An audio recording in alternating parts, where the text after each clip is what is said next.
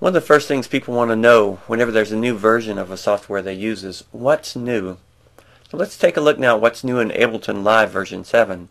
And to start with, they've had a major rework of their audio engine from the ground up to try and improve the sound fidelity. They've done a similar thing when they looked at their MIDI code and tried to rework their MIDI engine and have improved the timing of their MIDI response. They've also enhanced memory management, and this is a great asset in terms of dealing with sample libraries as the extensive library for sampler tends to grow. We also have easier integration with external audio gear.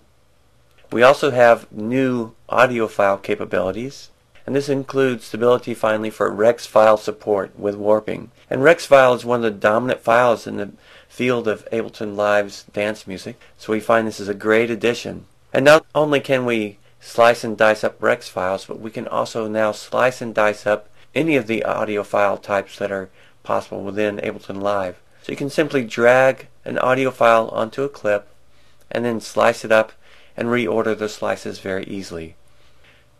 One of the ways we can do this is with the brand new audio instrument, drum racks. This holds up to 128 different pads for storing any type of sound, not just necessarily a drum sound as a sample, but as I talked about, anything we slice up can be stored onto a drum rack pad. Also, any of the 128 pads can be used to store any sound off of any sampler or synthesizer device.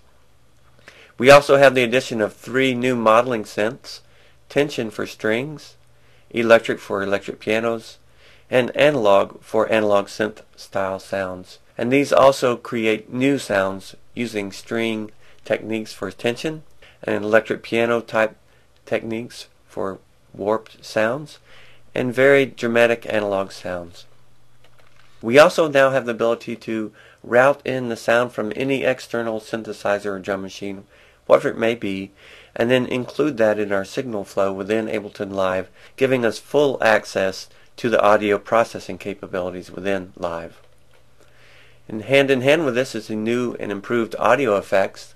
First, we have Spectrum, a full frequency analyzer, helping us look at any audio we have and determine where it might be too loud or too soft, and bringing EQ8 into a new realm of flexibility and help in terms of correcting audio problems. We also have side chaining, a pretty much in-demand figure that we need for compressors, and also it's an audio filter. We also have a brand new compressor rework, including many modes to bring it up to standards with professional plug-in compressors. EQ8 also has been reworked with a high quality mode and a new notch filter available anywhere within the 8 bands. We also have better tempo controls. To start with, we have nudge up and nudge down buttons. These allow you to temporarily speed up or speed down the tempo. This is great for DJs if your tempo is matching correctly, but it's not quite in sync. Just temporarily nudge up or nudge down and pull yourself in sync. We also can now map multiple controls to the tempo.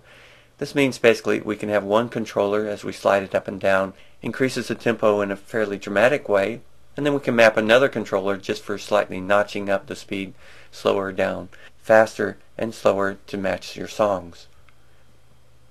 In Ableton Live version 6, we had the ability to pull in a movie and add audio to it. But once we did that, if we made our soundtrack, we would have to take that audio file and go into a separate piece of software to merge that in with that existing movie. Now we can export the movie with its audio and create a new movie file with that existing audio soundtrack that we've created. Also, to support this, we have the ability now to use multiple time signatures, especially great for doing orchestral type scoring, and that's a great asset for the export movie.